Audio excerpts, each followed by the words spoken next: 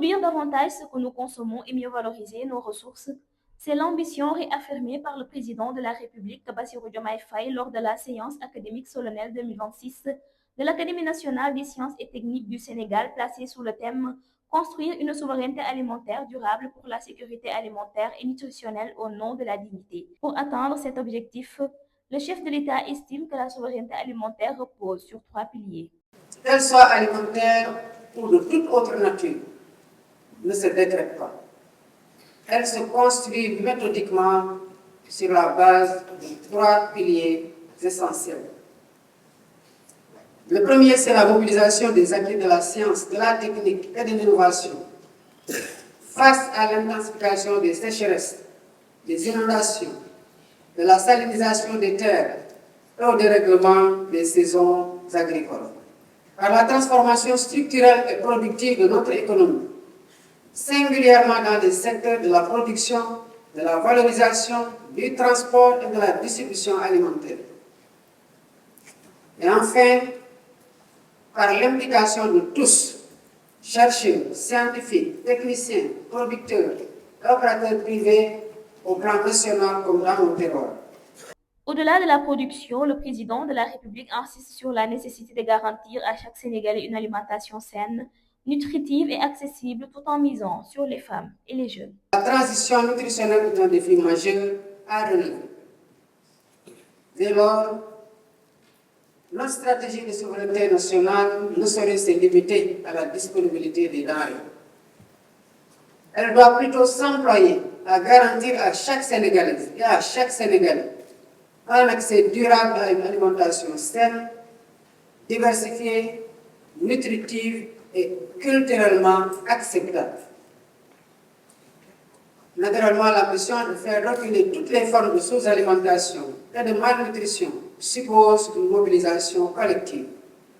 Et à cet égard, nous accordons une attention particulière aux femmes et aux jeunes qui représentent la principale force de transformation de notre système agricole, constituant ainsi un levier essentiel de notre souveraineté alimentaire. Bassirou Diomaye Faye appelle également à un pacte national pour accélérer cette dynamique avec un rôle central confié à la recherche scientifique. J'appelle à un pacte national de souveraineté alimentaire, fondé sur la science, la technologie et l'innovation, sur la responsabilité et sur l'action concertée de l'État avec les chercheurs, les femmes et les jeunes producteurs ainsi que le secteur privé.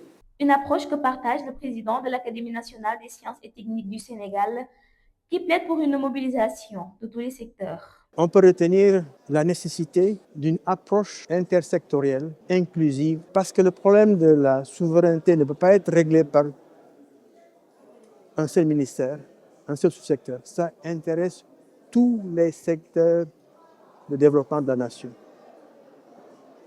Bien sûr, la production, mais aussi la transformation, la commercialisation,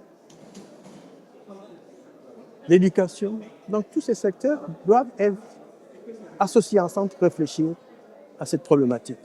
Pour lui, le Sénégal doit privilégier la consommation locale et ne recourir aux importations que pour couvrir les besoins qui ne peuvent être satisfaits par la production nationale. Il reviendra dessus sur la nécessité d'avoir le courage de changer nos systèmes alimentaires.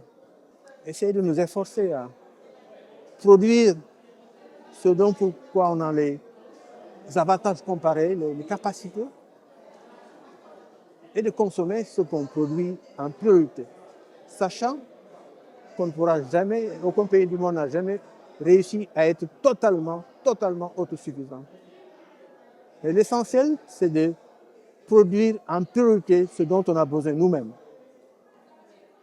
Et éventuellement de faire appel à l'extérieur pour combler des déficits éventuels, mais des déficits qui ne mettent pas en cause notre sécurité, qu'elle soit alimentaire ou autre. Pour l'Académie nationale des sciences et techniques du Sénégal, le Sénégal dispose des ressources nécessaires pour mieux nourrir sa population. Le véritable défi est désormais de transformer ce potentiel en souveraineté alimentaire durable.